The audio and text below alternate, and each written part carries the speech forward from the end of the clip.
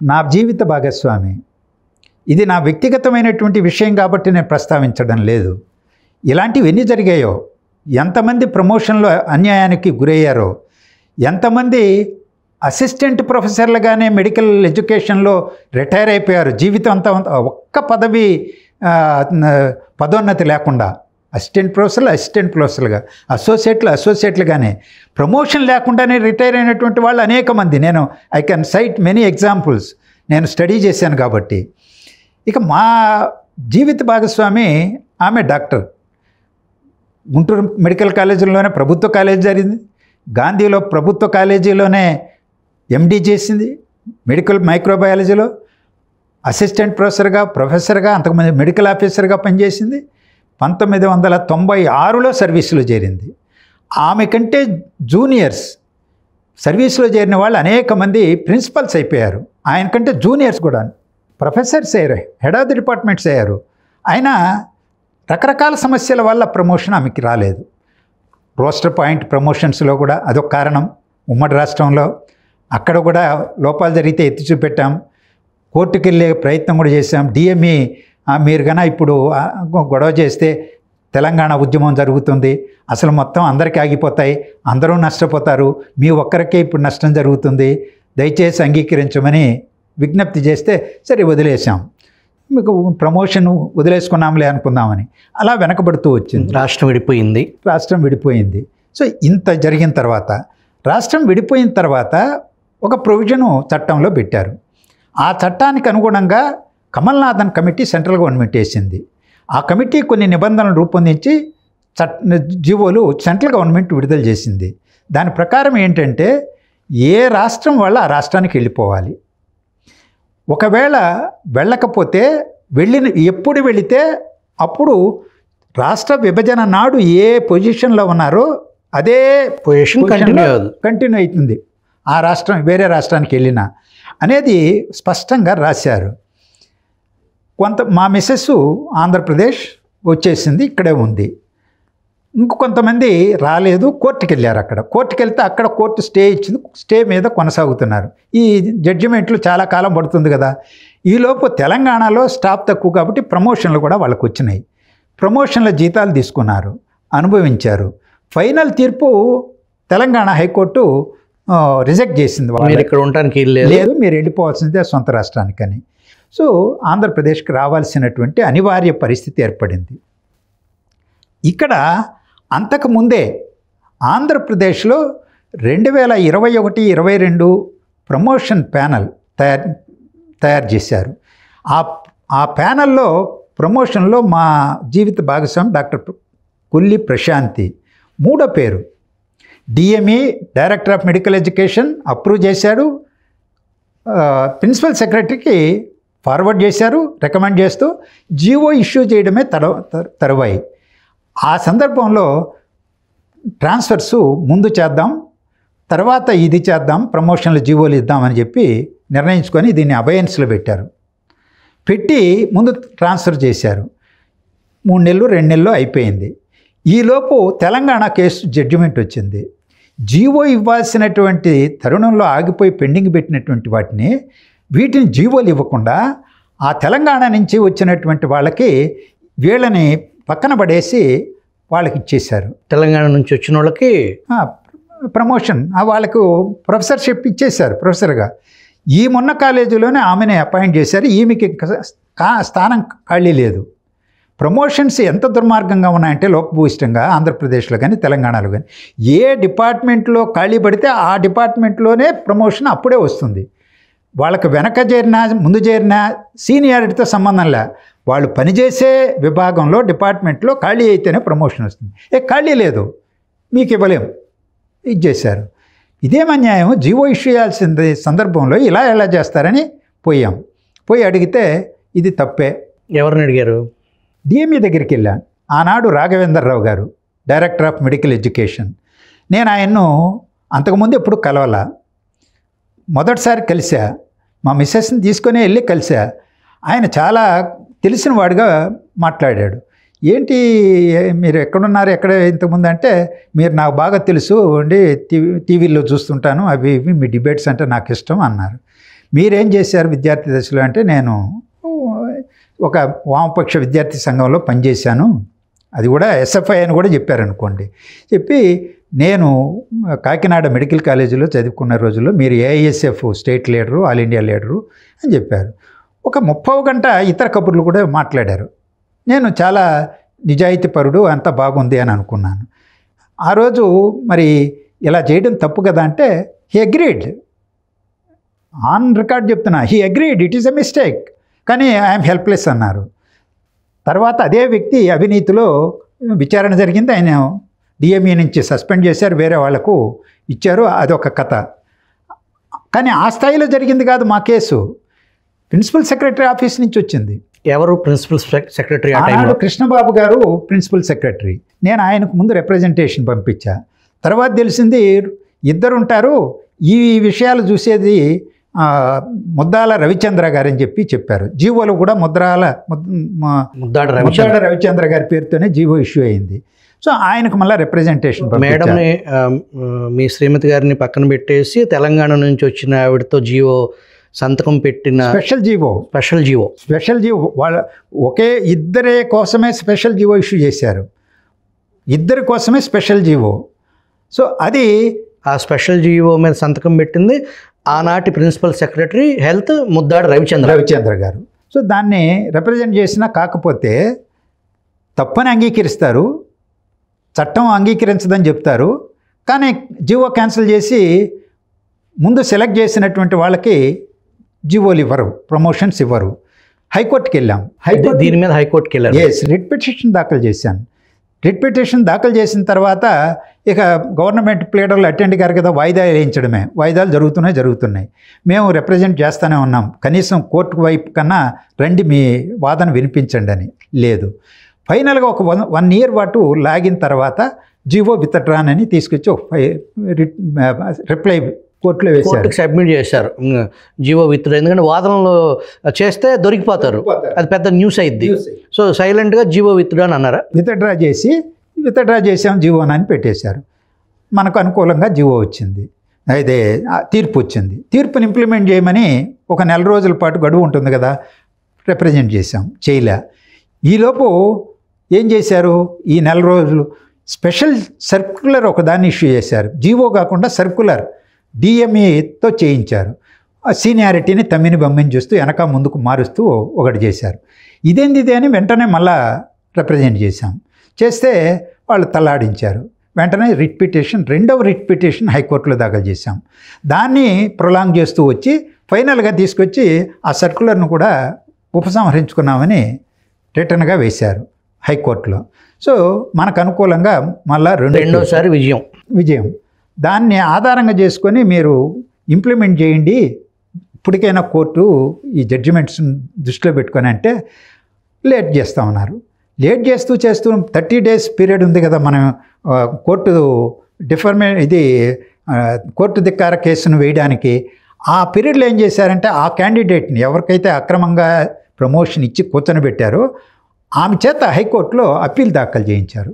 So ఆవిడ రంగంలో దింపితే దీన్ని మళ్ళీ పొడిగించేదానికి, మళ్ళీ టైం పాస్ చేయడం. She's continuing her position.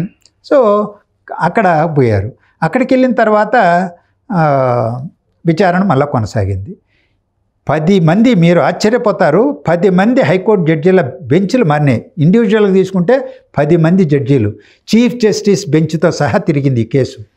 ఫైనల్గా ఈ ఆమె అప్పీల్ను కొట్టేసి మనకు అనుకూలంగా తీర్పిచ్చారు. మూడోసారి అనుకూలంగా తీర్పు వచ్చిన తర్వాత కూడా ఇంప్లిమెంట్ చేయకపోతే మా మిస్సెస్ నేను ఇద్దరం కలిసి యూకేకి వెళ్ళాలి. యూకేలో మా అమ్మాయి జాబ్ చేస్తుంది, ఆమె రిజిస్టర్ మ్యారేజ్ అక్కడ. మేము టికెట్లు బుక్ చేసుకున్నాం బెంగళూరు నుంచి. ముందు రోజు వరకు కూడా జీవో రాకపోతే నేను ఆనాడున్నటువంటి ప్రిన్సిపల్ సెక్రటరీ కృష్ణబాబు గారు, ఆయనకు కాంటాక్ట్ చేశా. ఆయనకు ముందే రిప్రజెంట్ చేసాం, మళ్ళీ కాంటాక్ట్ చేశా. మేము ఇప్పుడు వెళ్తున్నాము, తిరిగి వచ్చేటప్పటికి మీరు జీవో ఇస్తే 15 రోజుల లోపల చేరలేదని చెప్పి, ఎందుకంటే మేము రాలేం కదా, 15 రోజుల లోపు రాలేం కాబట్టి మీరు ఇచ్చిన వ్యవధిలో మీరు చేరలేదు కాబట్టి రద్దు చేసాము, యు ఆర్ నాట్ ఎలిజిబుల్ అని మళ్ళీ చెప్తారు. అందుకనే మేము ఈరోజే చెప్తున్నాను, రిక్వెస్ట్ చేస్తున్నా జీవోని వెంటనే విడుదల చేయమని అని. అంటే ఆయన ఏమన్నా అంటే ఐ కాంట్ హెల్ప్ అన్నాడు. ఏమన్నా, మినిస్టర్ దగ్గర ఫైల్ ఉంది అంటే 15 రోజుల నుంచి ఉంది అని. మినిస్టర్కి ప్రమోషన్కి ఇదే డిపార్ట్మెంటల్, ఇది కోర్టు జడ్జిమెంట్ ఉంది, ఏ విధంగా మీరు మంత్రికి ఏం సంబంధం అండి అని అంటే, మీరు అలా మాట్లాడితే మంత్రి దగ్గర ఉంది అని అన్నాను. మరి దాన్ని తెప్పించుకోవాలి కదా, 15 రోజుల నుంచి లేదంటే. ఆయన అన్నమాట ఎంత తెలుసా, ఫైల్ వెంటబడాలా నేను అన్నాడు. ఫైల్ వెంటబడాలా నేను అన్నాడు. ఏం మాట్లాడతారండి మీరు, మిమ్మల్ని వెంటబడమని నేను ఎందుకు, కృష్ణబాబుతో ఓవర్ టెలిఫోన్ అని అంటే ఏం మాట్లాడతారు, మీరు వెంటబడమని నేను చెప్పానా, అసలు మినిస్టర్కి సంబంధం లేని ఫైల్ అది. రాజకీయ నిర్ణయం ఏముంది, రాజకీయ నిర్ణయం లేదు, కోర్టు నిర్ణయం ఉంది, లేకపోతే డిపార్ట్మెంటల్గా డిపిఆర్ ఇది వాళ్ళకి ప్రమోషనల్ ప్యానల్ 2021-22 ప్యానల్ లిస్ట్ తయారు చేశారు. అక్రమంగా మధ్యలో ఇవన్నీ చేసి ఇప్పటికే 2 ఏళ్ళు అయిపోయింది, అందువల్ల ఆమెకే సంబంధం అని ఇది చేశాను అని ఆయన ఫైల్ ఎంటబడగన్నా అన్న మాట తర్వాత ఇంకా ఆయనతో కొనసాగించడం కాన్వర్జేషన్ మంచిది కాదని ఈ మాటలనని మేమైతే రేపు బెంగళూరుకి వెళ్ళి ఫ్లైట్ తీసుకొని యూకేకి వెళ్తున్నాం, మేము తిరిగి రాలేం, ఎన్ని రోజులు పడుతుందో తెలియదు, మ్యారేజ్ ఇది కూడా చెప్పాను, మా అమ్మాయి మ్యారేజ్ రిజిస్టర్ మ్యారేజ్ వెళ్తున్నాం, ఈ లోపు మేము నష్టపోతాం కదా, అందుకని మా అడ్వకేట్తో ముందే ఆథరైజేషన్ ఇచ్చేస్తాను, కోర్టు ధిక్కార కేసు ఫైల్ చేయమని చెప్పి రేపు మేము బయలుదేరి రేపు పొద్దున లోపుగానే మాకు సమస్య పరిష్కారం కాకపోతే she will file the case day after tomorrow అని చెప్పి కంటెంప్ట్ ఆఫ్ కోర్ట్ అని చెప్పాను. చెప్పి పెట్టేశాను ఫోను. మరుసటి రోజు 11-12 గంటలకు జీవో వచ్చేసిందండి. సేమ్ కాలేజీ కాబట్టి పొద్దున్నే రిలీవ్ అయింది, మధ్యాహ్నం రిపోర్ట్ చేసేసింది ప్రమోషనల్ పోస్ట్లో ప్రొఫెసర్గా. అప్పుడు ఆ ఒక్కరోజు మిస్ అయితే ఇంకెంత అన్యాయం జరిగేదో ఒకటి. రెండవది, ఈ 2 సంవత్సరాల పాటు లీగల్ బ్యాటిల్ పోయింది. 2 సంవత్సరాల సీనియారిటీలో, ప్రొఫెసర్ సీనియారిటీలో వెనకబడిపోయింది. దానివల్ల ఈరోజు ఆమె కంటే జూనియర్స్గా ఉండేవాళ్ళు ప్రిన్సిపాల్స్గా ఉన్నారు, ఇంకా ఇతర పొజిషన్స్లో ఉన్నారు. ఆమె అప్పుడే వచ్చుంటే 3 ఏళ్ల ప్రొఫెసర్షిప్ వచ్చేది, సర్వీస్ ఉండేది, అడిషనల్ డిఎంఈ అయ్యేది. ఈరోజు అవన్నీ కూడా పోయినాయి. ఈ ప్రాసెస్లో మీకు అత్యంత సన్నిహితంగా నాటి ప్రభుత్వ సలహాదారుణ్ణి మీరు అత్యంత చనువుగా, మీ మధ్య స్నేహం ఉంది, ఆయన దృష్టికి ఏమైనా తీసుకెళ్లారా ఈ సమస్యని? చాలా కాలం నుంచి నేను 1972 నుంచే ఏఐఎస్ఎఫ్లో చేరి సిపిఐ కమ్యూనిస్టు పార్టీలో సిపిఐలో చేరి కింద నుంచి పైకి వచ్చిన వాడిని. ఆల్ ఇండియా వరకు ఏఐఎస్ఎఫ్ జనరల్ సెక్రటరీ పోయాను. సిపిఐ స్టేట్ సెక్రటేరియట్ మెంబర్గా ఉన్నా. Ramakrishna, Narayana, we are all colleagues.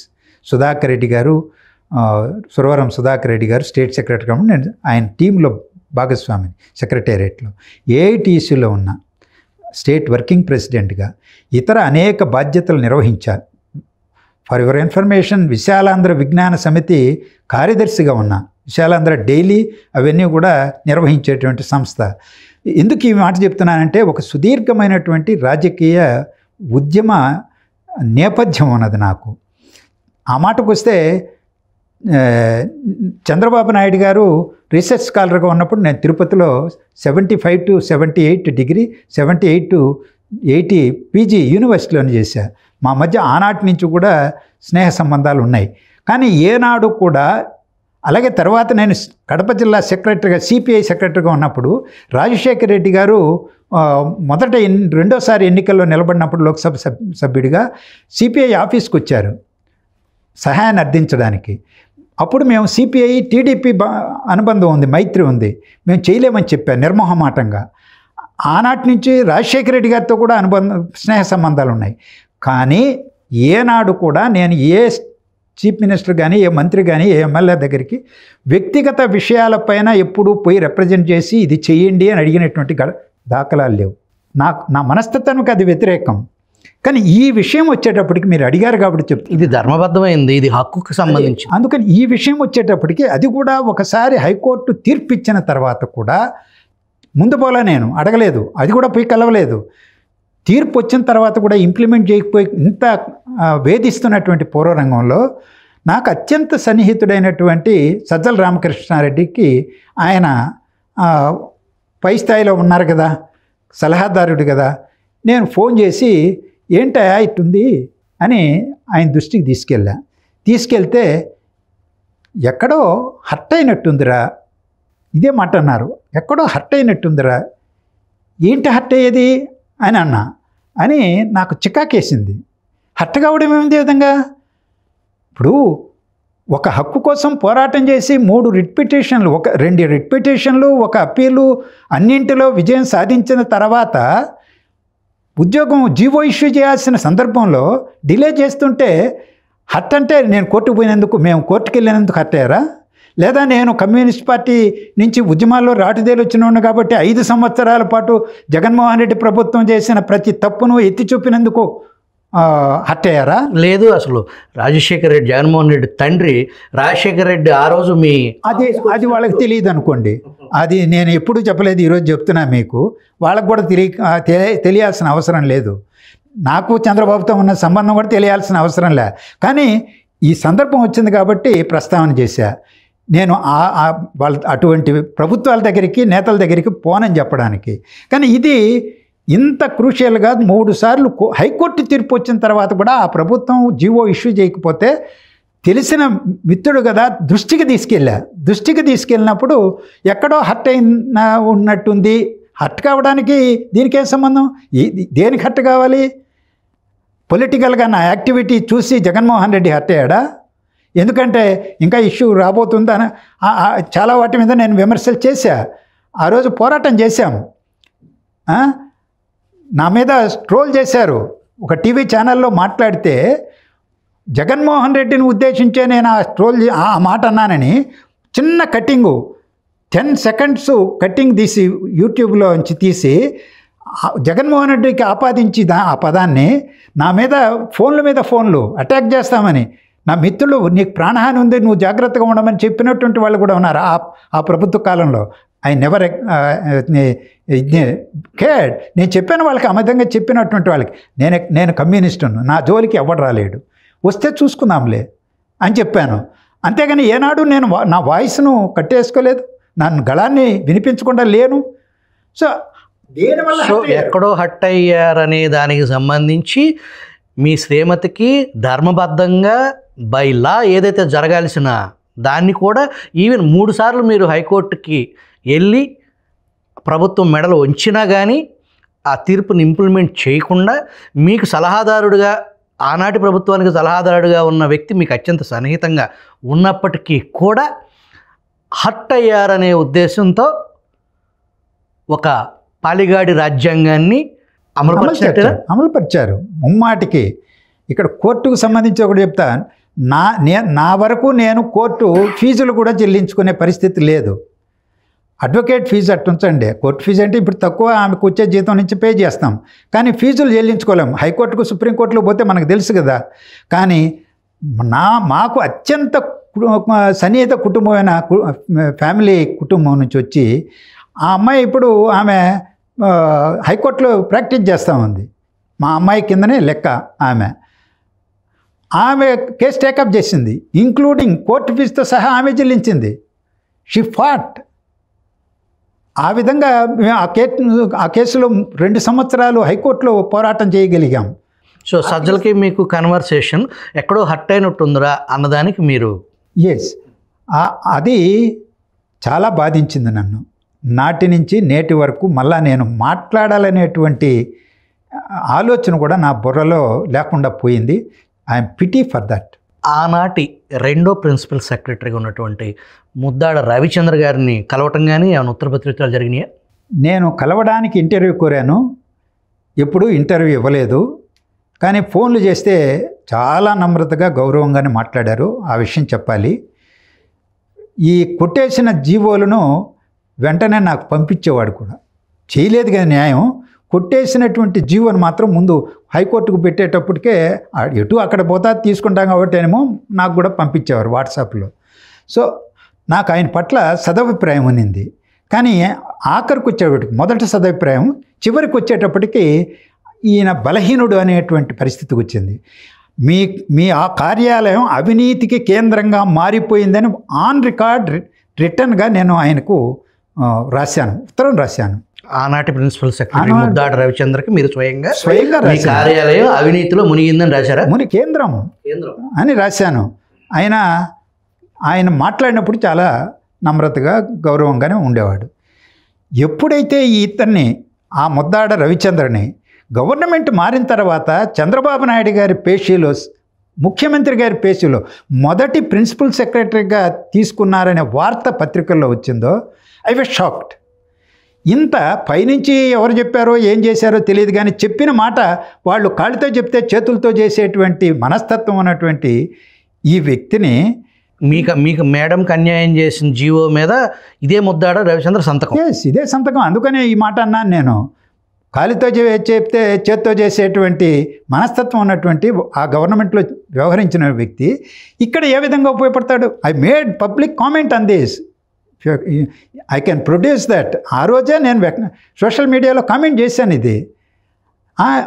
మరి ఆ గవర్నమెంట్కు ఆ పందలు చేశారు. ఈ కూటమి గవర్నమెంట్లో సీఎం ఆఫీస్లోనే ఆయన మొదటి ఆఫీసర్గా అపాయింట్ అయ్యారు. ఈరోజు కొనసాగుతున్నారు. అంటే నేను ఎందుకు ఈ విధంగా చెప్తున్నా అంటే, తప్పులు చేసిన వాళ్ళు, చట్టాన్ని ఉల్లంఘించిన వాళ్ళు, అక్రమ జీవోలు ఇష్యూ చేసిన వాళ్ళు అవినీతి లేకుండా చెయ్యరు కదా. ఆ అవినీతికి కేంద్రం అని నేను రాస్తే ఆ నిర్ధారణకు వచ్చి దానికి కూడా స్పందించినటువంటి మనస్తత్వం అని ఒక ప్రిన్సిపల్ సెక్రటరీగా పనిచేసిన వ్యక్తి సీఎం ఆఫీసులో ప్రిన్సిపల్ సెక్రటరీ ఎలా అవుతాడు? ఎలా అర్హత సాధిస్తారు? ఏం మార్పు కోరుకున్నాం, ఏం మార్పు జరిగింది అని ప్రజలు అడుగుతున్నారు. నా పర్సనల్ ఎక్స్పీరియన్స్తో నేను ఈ మాట చెప్తున్నా.